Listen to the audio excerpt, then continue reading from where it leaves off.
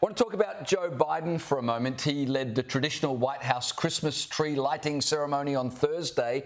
But it wasn't the tree, it was Biden's hair that became the talking point. Brad, give me your thoughts on this photo of the US president that has gone viral. It looks like Ebenezer Scrooge after having just seen all three ghosts of Christmas past. Oh gosh, there's two things here, right? On one hand, it feels like elder abuse. It feels terrible what they've done to this guy. He's clearly so far past it. It's been apparent for such a long time, and they exploited him to cling to power.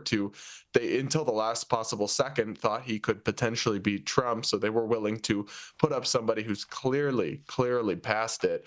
But on the other hand, it's also scary that this is the guy who it's 1:30 in the morning right now here in Michigan in the US. A crisis could unfold and the president could be expected to roll out of bed in the middle of the night. Does anyone really think this guy would be sharp and able to make a tough decision with the advice of generals with 5 minutes with a nuclear alert coming in?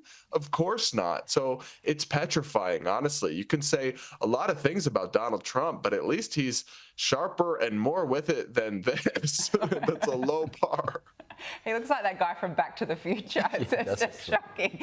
Now, look, in more proof that Jill Biden, aka Dr. Jill, voted for Donald Trump despite the Democrats for ousting her husband, here they are all buddy. Have a look at this at the reopening of Notre Dame in France, having a little chat, Brad. Maybe Trump isn't Hitler or a dictator after all.